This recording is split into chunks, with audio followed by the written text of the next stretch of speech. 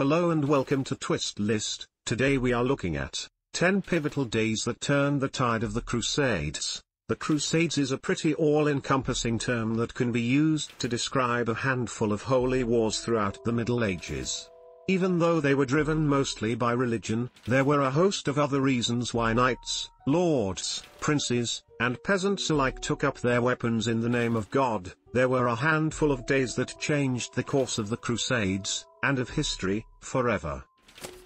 The fifth spot on the list is occupied by Easter, 1212. At the head of the Crusader presence in the Holy Land in 1187 was Raynald de Chatillon, who had long had a reputation as every kind of nasty there was.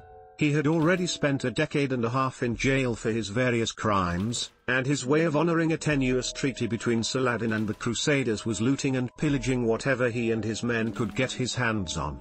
When it came time for Saladin to move on reconquering Jerusalem, he started with Raynald. Saladin's forces sacked the city of Tiberias, drawing Raynald and his king, King Guy, toward the city. They never got there, though, as Saladin and his army engaged them instead at the Horns of Hattin and thoroughly decimated them in a violent 6-hour battle. Guy and Raynald were brought to Saladin's tent. According to the chronicler Bahaldin, Saladin offered the king a drink of water. The king, in turn, passed it on to Raynald. While the king was protected by the custom and honor of hospitality laws, Raynald was not, and Saladin beheaded him himself. Those that swore an oath not to take up arms against Saladin and his men again were released. The Templars among the group were executed. The July 4th rout left Jerusalem all but undefended, and Saladin took it on October 2nd of the same year.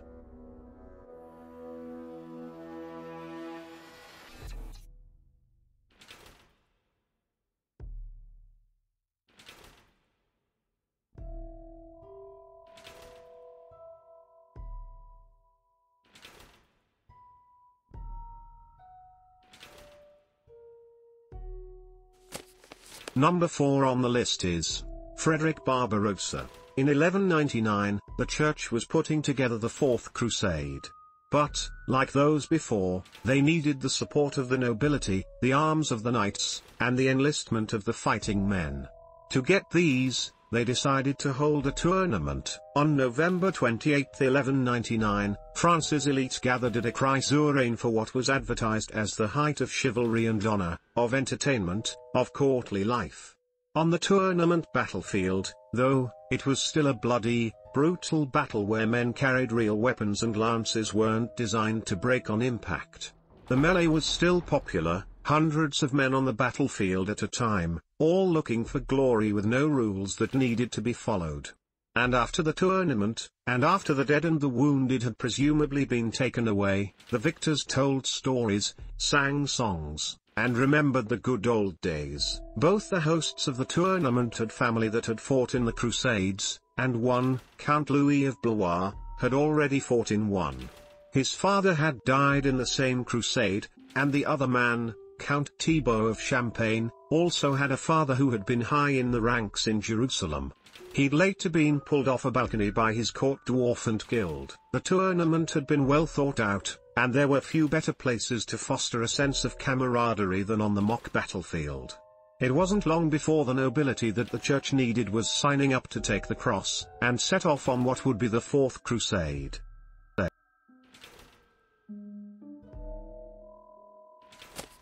At the third place we have 5. On September 20, 1378, 13 cardinals decided that enough was enough, and the acting Pope Urban VI wasn't the Pope they wanted in office. Instead, they elected a new Pope, Pope Clement VII, to take a seat at Avignon, creating the Great Schism. Just what happened to make the 13 cardinals turn on their elected pope is up for debate, but historians think that it had something to do with Urban VI's pretty bad attitude. While he might have been quite literally holier than thou, he acted it, too, suspicious of those beneath him and not afraid to lash out at his colleagues, whether he had anything to support his accusations or not. Gradually, the disaffected cardinals withdrew from Rome to Avignon and appointed their own pope, which, of course, caused some problems within the Church. Both popes had saints on their sides, while many of the royals sided with the newly appointed Clement VII, pictured above. While the Catholic community was divided, the popes themselves were busy excommunicating each other, creating new cardinals, and trying to gain support. Amid all the fighting, there was a group that was of the mind that what the church needed to pull itself back together was a good old crusade, because one of the most uniting images of the Crusaders is that of an army marching across Europe and always sided with the original Pope Urban VI, and pretty one of the most outspoken proponents of another crusade in the name of bringing the rebel cardinals. They were once said to be carrying out the work of God, only ended in the Second Crusade. It was clear to those that were in their way that that's not necessarily what was going on. There was a series of crusades led against the Ottoman Turks, Eugenius III, Hungary, on December 1, 1145, he issued a summons to a crusade, calling for what would ultimately become the Second Crusade. In his speech, he says that it had become necessary to honor all those that had gone before, who had died for the right of Christians to spread their beliefs and practice those beliefs in peace. He talked about the Christians that had been killed by the infidels, about the saints' relics that had been defiled, and the blood that had been shed, and he also promised those that fought in the Crusades the same privileges as the clergy, and that was no small thing. That meant that Crusaders would have debts removed, would not have to pay interest on loans, and would get out from beneath the burden of taxes. And that was in addition to the freedom of having their sins lifted when they confessed, because whatever was done in the name of freeing the Holy Land from the infidels was, quite clearly, all right by God.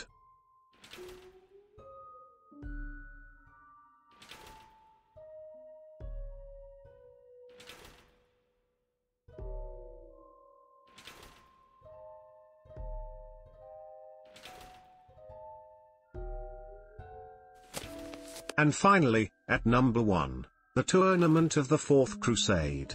Not all the Crusades were based in the Middle East, and the death of one man on July 6, 1415 started the church down the path toward a crusade into Czechoslovakia. Jan Hus was a pretty revolutionary Czech priest, and if there's anything the Catholic Church doesn't approve of, it's revolutionary thought. Hus was burned at the stake for his non-traditional views, which included the idea that the church wasn't the most moral of institutions, and for his followers, things went downhill from there. Killing Hus had made him a martyr. The University of Prague issued a statement supporting him, calling his death nothing more than a murder at the hands of the church. Nobility and peasantry alike took up his views, and the Hussites started to grow. By 1418, Pope Martin V had started a crusade not against the infidels in Jerusalem, but against the rebel Christians in Bohemia. Before it was over, 5 different crusades would be taken beneath the Catholic banners and against the Hussites, with the sole purpose of stamping out the growing influence of the man they had burned at the stake a few years before. Thousands would die before the Hussites would rout the Crusaders in the 5th of the Hussite Crusades. It was, perhaps, the most bizarre crusade of them all, with Christians fighting Christians, declaring each other heretics and immoral, and killing in the name of a holy war defending the same God.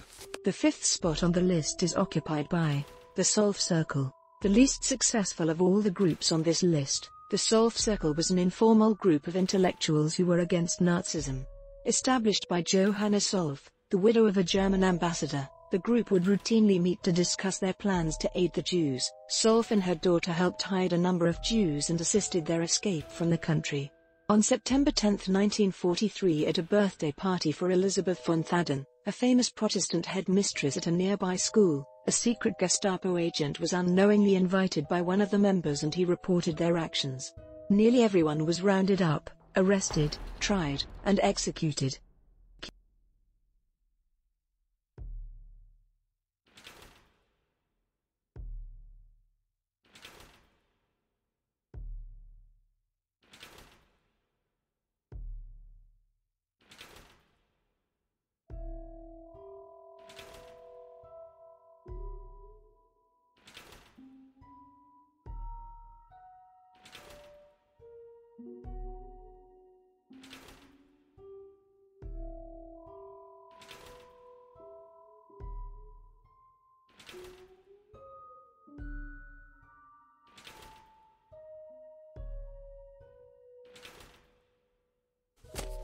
Number 4 on the list is the Catholic Church. For starters, we're not talking about Pope Pius XII, whose track record is spotty and controversial. Rather, we're talking about certain Catholic priests in Germany, who vociferously fought against, among other things, the T4 program, the so-called euthanasia program. Aided by the fact that nearly half of all Germans were Catholic, the Church was able to effectively convince Hitler to abandon the project because he feared having to fight them while he was fighting a war on two fronts.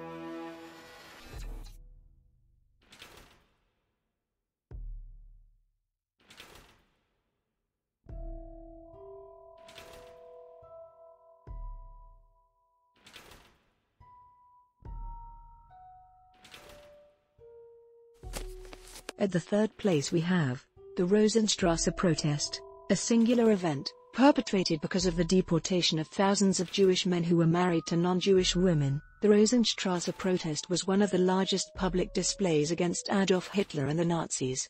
For over a week in early 1943, the women peacefully marched in protest against their husbands' deportation.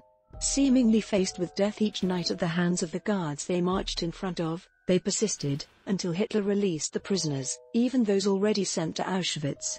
This was more out of concern for the secrecy of his final solution than anything else though, because no one was punished, and almost all of the men survived the war. This incident provides one of the greatest what-if questions about the whole war. What if the rest of Germany had stood up to Hitler?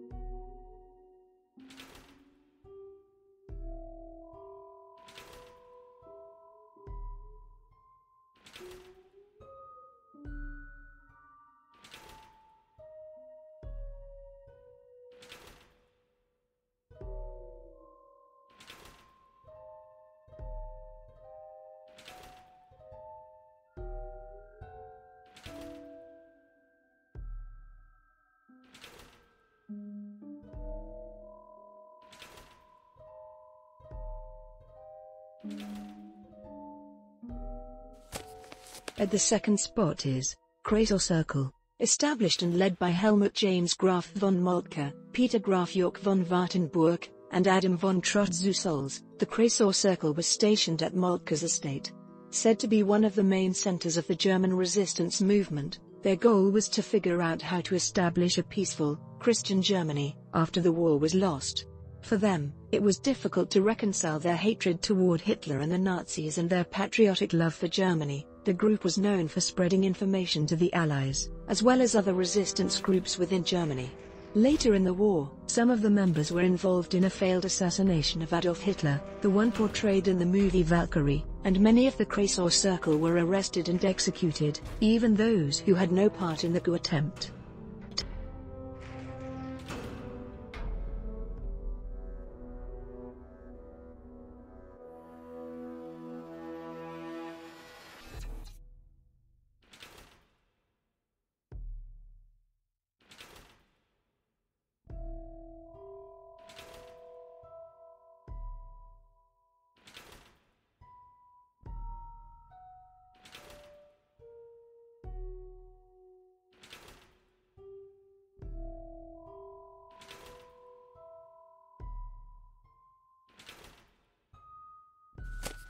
And finally, at number 1, Red Orchestra. This name applies to both Soviet and German espionage programs, and the specific German one we're discussing is the Schulze-Boysen/Harnack Group, which was created in 1936. Named after Haro Schulze-Boysen, the Luftwaffe staff officer who founded it, and his friends. One of their goals was to gather intelligence for the Allies and help those hunted by the Nazis to get to freedom. However, their primary goal was to incite civil disobedience by distributing a number of leaflets, as well as causing the Nazis grief through the specter of subversion groups. In 1942, after Gestapo agents intercepted some of their radio transmissions, nearly all of the members of the group were arrested and executed.